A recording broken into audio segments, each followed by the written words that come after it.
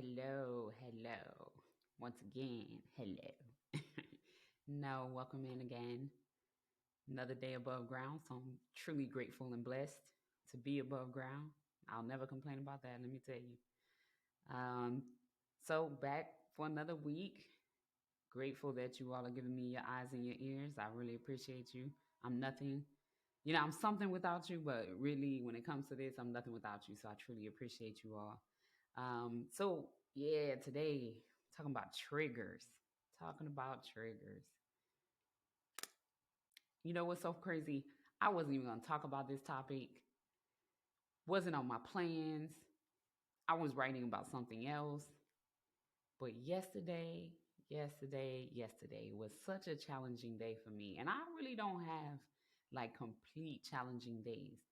I get like one part of my day might be a challenge, or this might be a challenge, or I had one obstacle out of my day, but very rarely does my morning start out rough and then it just keeps going. That was yesterday. I don't want to get into too much details because, got to be careful what I say, but I'm always honest and open. So I was annoyed pretty early on in the morning. One thing that I just have a hard time with is certain things about me that you know just make me tick, and that's what brought me to the topic about triggers, because I, like a lot of you, have these things that just make me tick. I know what it might be. It might be road rage, like myself. Like, if you driving slow in the fast lane, I'm feeling some kind of way. I'm feeling some kind of way. I'm gonna need you to move on over. If you driving slow in the slow lane, I'm not mad at you. I'm not, because you're in the proper lane to do that. But baby, listen, if you in that left lane and you doing 34 and a 35, I need you to scoot on over. Just do me a solid, scoot on over. And I know there's many people like me that think that way, so that's why I'm just gonna throw that little tidbit out there. However, um, triggers. So I looked up the definition of triggers, and it has many definitions. It just depends on what facet you're speaking of it in. So I looked up mental triggers, emotional triggers, and it brought back, the definition said anything considered a stimuli that would cause you to react.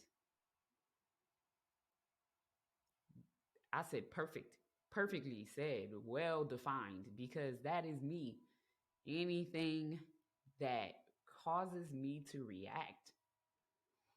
And it could be, just like I said, someone driving too slow, or what you deem as too slow in the fast lane. It could be a spouse, a sibling, a child, something of that nature that just triggers something. Sometimes it's a traumatic experience. So let's say that you, like myself, had, some things go on in your past, and when you hear a certain song, it brings back a memory.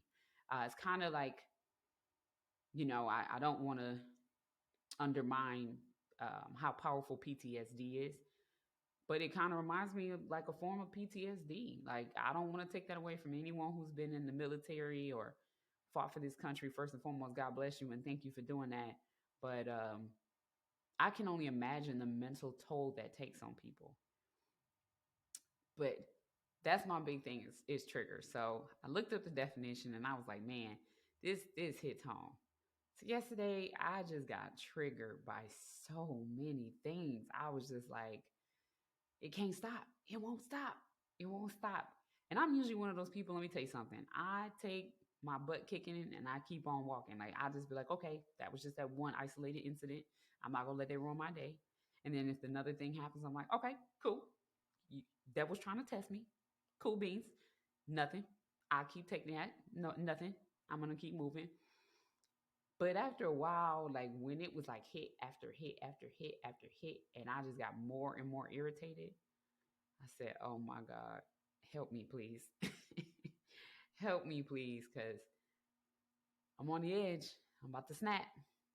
I'm about to snap. So I kind of went rogue and I said, I'm not even going to talk about what I had planned on speaking of on this episode. I want to talk about triggers. Triggers are extremely, extremely powerful if you allow them to be. And I myself, just being open and honest, I myself have several triggers. Obviously, I already spoke of, you know, road triggers, but one of my biggest triggers is feeling disrespected. When I feel like someone raised their voice towards me and they're not my mama, you ain't grandma, you not dad or papa, whatever you might refer to your family as, I have to be like, check your tone, baby.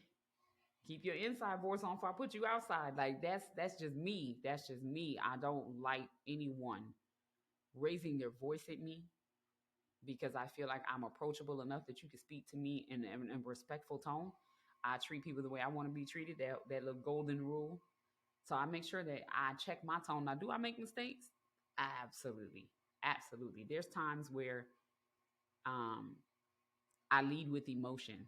So I might say, "Hey, don't do that," and I have to check myself because if someone says that to me, if they talk to me like that, like, "Hey, don't do that," I'm like, "Oh, wait a minute now, who's hey?" Let me reintroduce myself. My name is Miss K. Don't call me hey. Like that's just how quickly I can get flustered. So road rage, feeling disrespected, feeling inadequate, feeling like I'm not being acknowledged.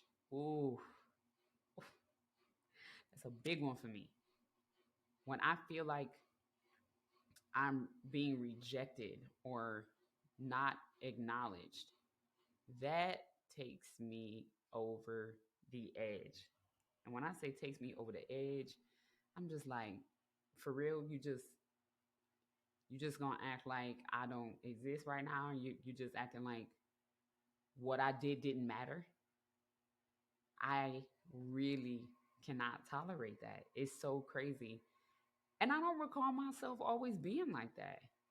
But once I was dealing with the challenging day yesterday, as the day went on, I was like, okay, girl, you have got to get out of this funk. You know, by 3 o'clock in the afternoon, I had a massive headache, and I normally don't get headaches. So I was just like, okay, we got to work through this, home girl, because you are pissed beyond belief, and it's really taking you out of your energy. It's really taking you away from who you are. Anybody who knows me knows that I'm like happy go lucky. Let's make this happen. We're gonna roll with the punches. We're gonna survive. Da da da da. Keep fighting. Persevere. Da da da da. I could not tell myself any of those things yesterday. When I tell you I was in a funk, I was in a funk, and I had allowed triggers to take my energy away from me. And it's been a long time since I allowed that to happen. Next thing I know, it's 3, 4 o'clock in the afternoon. I'm hangry. So I go to lunch with my kids and my mom, and I get some food in my system, and it's like, okay, okay. Maybe that was the start. Maybe that's what I needed. I waited a little bit too long to eat. But at the same time, I was running a bunch of errands and tried to get some things done that I had to get done. So it was like I have that bad habit of putting myself eating on the back burner. So I was just livid by 3 o'clock, livid. And as the day went into evening and I sat by myself late at night, I said, how did you let those 2 or 3 things unravel your whole day? Your whole day. And when I tell you, those triggers slowly but surely creeped into doubt and creeped into my mind and tried to create chaos. It was so crazy. I said, oh, no, no, no, no. By nighttime, I was second guessing people in my circle. I was second guessing my career choice. I was second guessing a lot of decisions that I had made in my life, even good decisions that I had made. I was second guessing it, like maybe that wasn't a great idea. Maybe I wasn't cut out for this. Maybe this. I was second guessing everything because I allowed some triggers to grow and fester as opposed to dealing with them at the moment. So triggers are no joke.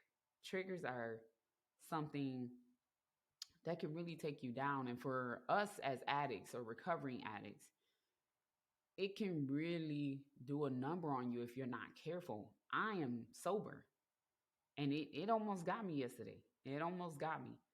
I literally, not gonna lie to you, I came home, threw on some gospel music, because when I'm in that kind of anger, God is the only thing that's gonna take me out of it.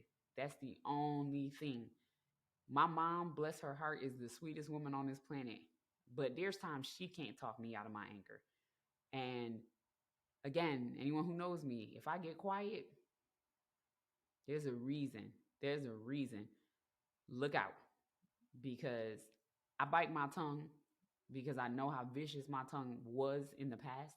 I'm not that person anymore, but I know how vicious it has been in the past. So to me, I'd rather shut down and be quiet as opposed to say something hurtful or offensive to anyone, because words hurt. Once you get those words out of your mouth and direct them towards a person, you can't take that back. And let me tell you something, I've had people say the worst things to me, and not really strangers. That's the crazy part. It's been people that was in my circle that said some very harmful and hurtful things to me. And I was like, wow, thank you for showing me your true colors. I appreciate that. But at the same time, it did affect me. It did affect me.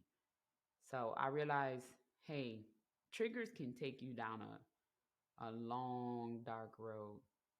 So I started thinking last night, okay, you cannot allow this to happen again. And if it does happen again, how are you going to respond to it? Because I don't want to teach you all the wrong thing. I don't want you to think that, triggers don't happen or shouldn't happen or you shouldn't respond to triggers. No, absolutely. Emotions are emotions for a reason. Respond to things. If something hurt you, say it hurt me. And it's okay to cry. If something offended you, say it offended me. And it's okay to speak out. That is totally normal. I know that some of you all may have been taught, oh, she's angry. She's crazy because she's angry. No, anger is an emotion just like happiness, excitement, anything else. You are allowed to display that emotion as long as it's not harming others or yourself.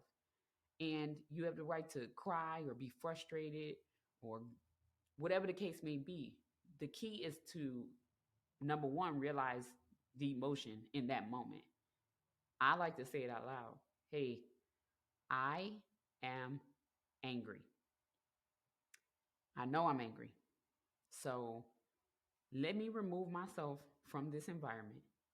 Let me remove myself from this person that may have caused my anger. Because if I stand here any longer, I'm not held responsible for what I say or do. And I'm honest with myself. I'm honest with myself. My temper is my weakness. And one day I won't say those words anymore. It'll be something that I've conquered. But as of right now, my temper is my weakness. So I have to respect that. I have to own it because I'm going to work on it. I'm going to continue to work on it. As a matter of fact, I'll probably be working on it to the day I die. I just know that that's something that's a challenge for me. And part of that stems from my childhood. Part of that stems from what I've seen, the violence I've been around, the things that no child should have seen. That's part of where it stems from. And at my age, I would have thought that I had that under control by now. And I do feel at some point I had more control of it. But at some point, I relinquished that control. And I don't know when, where, how, what happened. But at some point, I did. And it's really important to me that I get that back because that can really take me down a different path. It could take me down a dark path, being angry. So I told myself last night, how am I going to cope with triggers that occur? Now I know being a recovering addict or an addict, a trigger can cause you to go back or relapse or to consume when you've gone 2 or 3 days clean. It can make you rethink your decisions, just like I did last night. It can make you think, why sobriety? I mean, this is tough. This is hard for me. So let me go have this drink, or this is difficult for me. So let me go get this powder, or let me go get smoke this weed, or whatever the case may be. Triggers can cause you to do that. And what I learned in my sobriety prior to yesterday, I learned that there's always going to be a trigger. There's always a trigger. There's always a trigger somewhere, somehow. For those of you who are employed, sometimes work is a trigger. Or someone at your job is a trigger. You can love everybody in their job except for one. Oh, there go Michael. Good old Michael.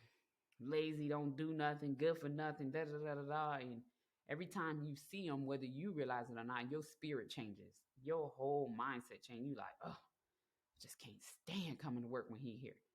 Yes, that's a trigger. So I realize that triggers are always going to be there. They're always going to be out there. What do you do about it? How do you handle that?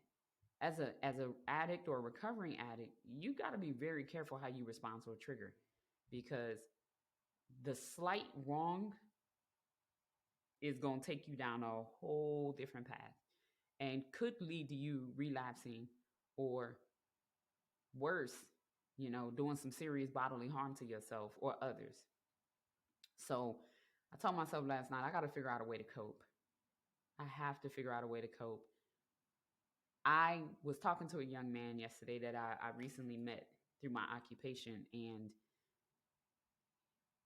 it was something I said to him that made him ask me, "Are you a recovering addict?" And I kind of was taken aback, because I was like, hold on, was somebody telling my business? Because I don't tell too many people that, except for this podcast. I'm not personal. When it comes to my personal private business, I don't share that with people. Now, if God puts it on my conscience, if someone comes to me with a situation where they're hurting or they want some advice, and I feel like they're opening up to me, they're being vulnerable to me just to make them, comfortable, or to help them realize that they're not alone, I might share some tidbits of my life with them. But just to be blabbing my mouth, no, I don't do that. So when this young man said that, I was kind of taken aback. I started looking around at my staff like, all right, which one of you fools done told my business? And I said, why do you ask that? And he said, well, it was something you said. And I didn't even realize I said it. But I had made a comment to another staff member. Oh no, I don't do drugs anymore. And I guess he had overheard that. But when he said it to me, he opened up about himself. He said, "Hey, I'm a recovering addict myself," and we just hit it off right off that topic. Um, he didn't know that I had the podcast started, so it was enlightening. It just did a lot for my spirit. It made me feel great to just have this positive conversation with someone I had just met, 24 hours prior. And for them to share their story, and, for me to share a little bit of mine and say, you know what, we can make it, we can do it. And I just let them know, like, I choose not to do anything, even in moderation. I can't. I'm not that soul, like I've shared with you all before. I'm not the type of person who knows what one drink maximum is. Never have been that kind of person. So for me, sobriety is my only option. I cannot teeter totter on the line. I can't do it once in a while. No, sobriety is my only option. And I mean sober from everything. Can't touch anything. I wouldn't care if it was a cigarette. I cannot.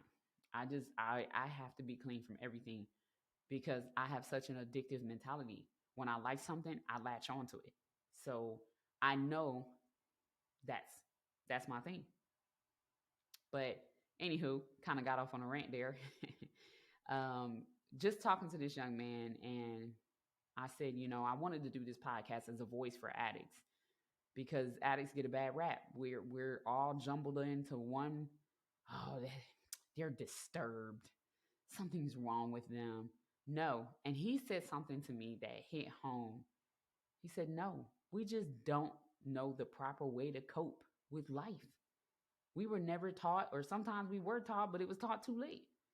I said, "Man, that is so true. So true." So that conversation stuck with me all day yesterday. And I was thinking to myself, all right, so what can I do to cope as opposed to allowing a trigger to take me out of my whole 24 hours? Because when I tell you I went to bed early and everything, I went to bed early and everything. I said, no, I'm ready for this day to come to a close. I'm going to open my eyes, God's willing, tomorrow, and I'm going to have a better attitude because today is just a wash. I'm not even doing this. I'm not. And I was in bed over it, over it. When I tell you over it, over it. But I decided to like dig deep and say, what other ways can I cope? And I'm big on prayer, as you may or may not know. I'm huge on prayer. Some of you all might meditate. Good, awesome, awesome. But one thing I used to do growing up, and I really want to get back into this, is journaling. I used to write down all my thoughts and feelings. I always had a diary, even as a little girl, excuse me, as a teenager, adolescent, always had a way to write my feelings. And I got away from that being married. I was just like, I don't want my spouse to know what I'm thinking because I didn't, and I still don't. I don't, you know, I don't. It's not something I'm comfortable with because some of my thoughts has to do with him. And I realized that there are just certain people in my life that are triggers, just like him. Um, and I have to learn how to cope. I have to learn how to cope because the anger is going to get the best of me one day. And that's the last thing I want. So I said, you know what? I'm going to start journaling. I spoke to a dear friend of mine that goes to church with me. I love her to death. We just became very, very close within the last several weeks, and she is truly a blessing to me, like an awesome young lady.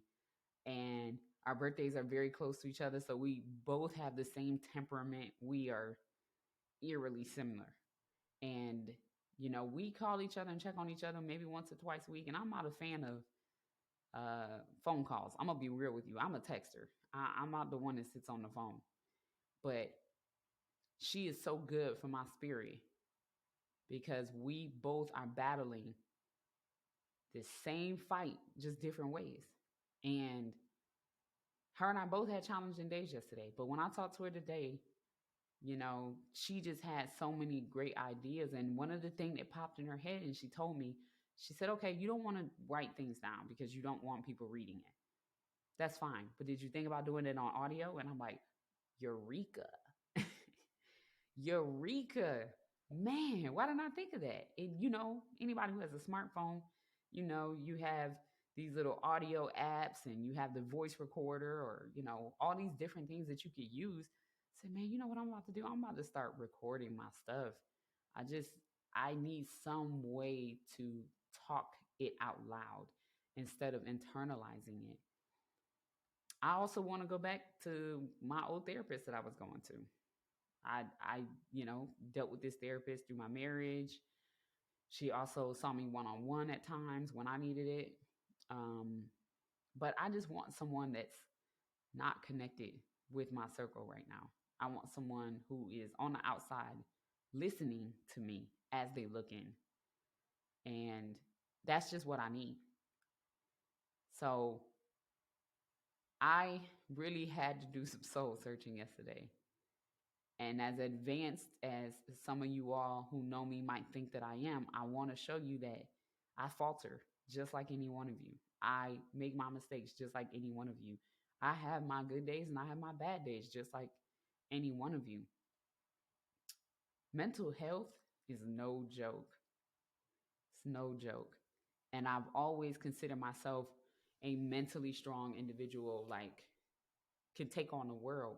But even the strongest of people need a release every once in a while. They need someone who will listen to them or give them a hug or cry, allow them to cry on their shoulder. Like we all need that at some way, shape, or form. And I love being that person for others.